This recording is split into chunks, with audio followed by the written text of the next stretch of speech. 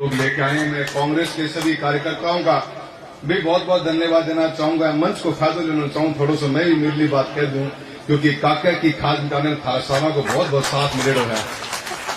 सबको धन्यवाद है और प्रकाशा साहब आपका भी बहुत बहुत धन्यवाद है। बहुत मजबूती के साथ एक चुनाव लड़ा था अपन ने, और जिस एग्रेसिवनेस के साथ में आज इस देश के अंदर एक विपक्ष की जरूरत है और उस रूप में अपन काम कर रहे हैं। विधानसभा के अंदर भी आज कांग्रेस की जो परफॉर्मेंस है, इसकी चर्चा दिल्ली तक ही नहीं, देश के अलग अलग कोने के अंदर है कि आज विपक्ष इतना मजबूत है कि सत्ता पक्ष के मंत्रियों के पास और मुख्यमंत्री तक के पास जवाब तक भी नहीं। ये अपन लोगों की सबसे बड़ी कामयाबी है, मैं मानता हूं, और ये जागरूक नेतृत्व की सबसे बड़ी पहचान होती है और कार्यकर्ताओं की मजबूती होती है। हमारे सभी विधायकों का भी बहुत बहुत धन्यवाद देता हूं मैं, जिनकी फील्ड पे बहुत अच्छी पकड़ है और उसके कारण ऐसे इश्यूज को रेज कर पा रहे हैं। मैं आज के इस मुद्दे पर इतना ही कहना चाहूंगा, देश के अंदर जब से हिडनबर्ग की रिपोर्ट आई है और अभी जो लेटेस्ट खुलासे हुए हैं, इन खुलासों के बाद में एक आम आदमी बड़ा चिंतित है इस बात को लेकर, जो सेबी के मेन मुखिया हैं, अगर उनका भी नाम, आपने एक चीज महसूस करी होगी, पिछले कुछ सालों के अंदर काफी लोगों का पैसा आज की तारीख में स्टॉक मार्केट के अंदर, म्यूचुअल फंड्स के अंदर बहुत से लोगों का हर महीने टू महीना बढ़ता जा रहा है। ऐसे के अंदर इतनी बड़े संस्था के अगर मुख्य और उनके पति का नाम ऐसे रिपोर्ट्स में आना, ये मैं समझता हूं देश के साथ में बैठे हुए करोड़ों निवेशकों के लिए बहुत चिंता का विषय है।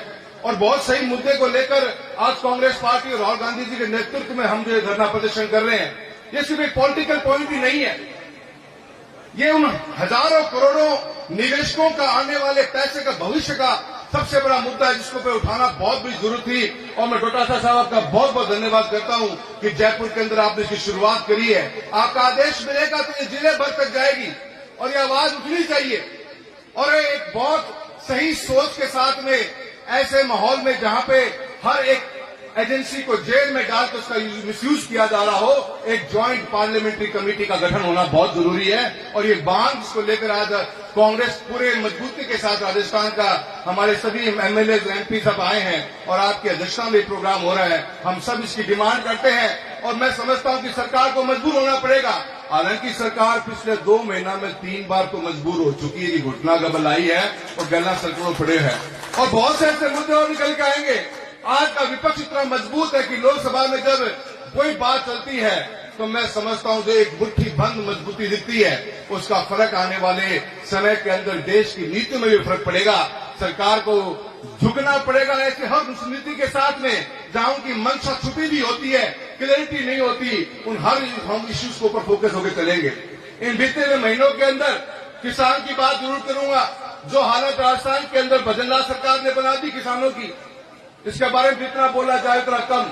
चुनाव में वोट मांगने आए थे, मुरारी जी भी आए, बताए उनको बात का, ईआरसीपी के नाम पे वोट मांगे गए और चूरू लोकसभा क्षेत्र जो शेखावटी बेल्ट हमारा पूरा चूरू, झुंझुनू, सीकर, तीनों के अंदर यमुना लिंक समझौते के और ये वादा किया गया कि यमुना का पानी लेके आएंगे। अचंभे की बात है लेकिन राजस्थान की सरकार के बजट में, न भारत सरकार के बजट में कहीं पर भी इसकी चर्चा तक भी नहीं हुई। और अब मुख्यमंत्री कहते हैं कि कोई टूंटी को पानी छोड़ना तो आजा को टाइम लगे तो टाइम लगे। तो मुख्यमंत्री महोदय, आपने तो आनंद फानंद में दिल्ली में मीटिंग करी और दिल्ली में मीटिंग करके हैंडोन आप तो जिलों में निकल पड़े थे और क्लेम करने लग गए थे कि पीने का पानी और सिंचाई का पानी यमुना लिंक के मार्फत से आ जाएगा। एक पैसे का भी आवंटन नहीं किया गया दोनों बजटों के अंदर, चाहे स्टेट का बजट हो, चाहे सेंटर का बजट हो। आप किसानों को बेवकूफ बनाने का काम करते हो और इसी के कारण राजस्थान की जनता ने आपको करारा जवाब इस चुनाव के अंदर देने का काम किया है। आज बिजली की हालत क्या है, डोटासरा साहब मैं बताना चाहता हूं, शेखावटी बेल्ट में हम झींगा मछली पालन करते हैं। झींगा मछली पालन के अंदर आज राजस्थान का शेखावटी एरिया और जहां पर भी खारा पानी है, हम बहुत अग्रणी भूमिका निभा सकते हैं। पर हमारी मजबूरी है बिजली की दरें वो इस कदर बढ़ती जा रही है कि पिछले 3 महीनों के अंदर 150 से ऊपर पौंड बंद हो गए राजस्थान के चूरू जिले के अंदर, और वो पौंड बंद होकर हरियाणा चले गए। और इसके ऊपर भी आलम रुका नहीं। इसी सरकार के अधिकारियों ने बिजली विभाग के अंदर, चूरू के अंदर किसानों के, आपने पेनल्टियों के नाम तो सुने होंगे कि पेनल्टी कब्जा है। पर 50,000 लाख 1.5 लाख की तो पेनल्टी सुनी हुई थी। चूरू लोकसभा क्षेत्र के अंदर किसानों ने झींगा मछली पालन का काम किया, किसानों के पेनल्टियां कटी है। अध्यक्ष महोदय सुनकर चंबा करोगे, 38 लाख 47 लाख 56 लाख की पेनल्टी काटने का काम किया है। तो इस भजनलाल की सरकार ने काम किया है। ऐसे में क्या किसान जिंदा रह पाएगा?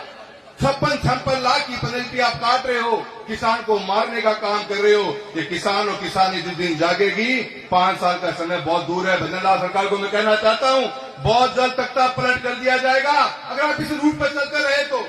किसानों की आपने ऐसी हालत कर दी है कि आज दिन बीसीआर के नाम पे ठगी बजाई जा रही है। बीमा आज एक साल ऊपर हो गया। कांग्रेस के घोषणा पत्र में बात साफ साफ कही गई थी कि हम 30 दिन से लेकर अंदर किसान का बीमा का क्लेम डिस्बर्स कर देंगे। आज चूरू लोकसभा का ही नहीं, पूरे राजस्थान का बता देता हूं, 2023 खरीफ का पूरा बीमा 1 साल हो गया, आज तक मिला नहीं है। और राजस्थान सरकार के अंदर में हालत यह है कि अधिकारी और मंत्री दोनों सोए हैं। और भारत सरकार के मंत्री तो ये तक कहते हैं कि अगर किसान को बीमा टाइम पे नहीं मिला तो 12% ब्याज देंगे। 12%। क्या भजनलाल सरकार 12% ब्याज देने को तैयार है किसान को? मंच पे हाँ भरिए, अपनी प्रेस कॉन्फ्रेंस में हाँ भरिए। हम घर किसान ठोकरे खा रहे हैं, धरना प्रदर्शन कर रहा है, बीमा क्लेम आ नहीं रहा। मैं बहुत से ऐसे मुद्दे जिन मुद्दों पे हम बात कर सकते हैं, पर मैं इतना ही कहना चाहूंगा, मेरे कांग्रेस के परिवार के लिए मैं एक हिस्सा बना हूं। आप सबके साथ में मिलकर लड़ाई लड़नी पड़ेगी, लंबी लड़ाई लड़नी पड़ेगी। और जब आप मुझे याद करेंगे साथी के रूप में, अमित शाह का भाई खड़ा आगे प्यार मिलेगा और मजबूती के साथ आवाज उठाएंगे, लड़ेंगे किसान के लिए, किसानी के लिए। और हर उस मुद्दे के ऊपर जहां पे ये राजस्थान की सरकार और भारतीय जनता पार्टी की जो मजबूत सरकार बना के दिल्ली में बैठे रहे लोग, इन लोगों को भी हम करारा जवाब देना काम करेंगे और हर उस मुद्दे के ऊपर मजबूती से अपनी बात को रखेंगे। और आज हम इस ईडी के ऑफिस के आगे धरना कर रहे हैं, जेपीसी की डिमांड कर रहे हैं। ये बहुत बड़ा घोटाला है। जब तक जेपीसी नहीं होगी, पन्ने से ही पलटे नहीं जाएंगे।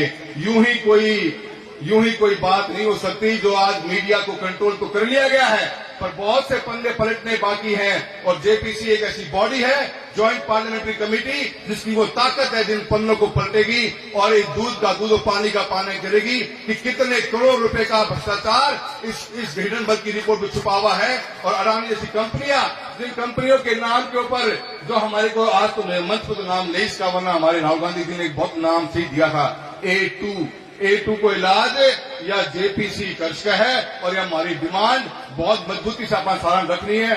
सबने आप यहाँ पे आए हो, मुझे बोलने का मौका दिया है, सभी का मैं बहुत बहुत धन्यवाद करता हूँ। जय हिंद, जय भारत।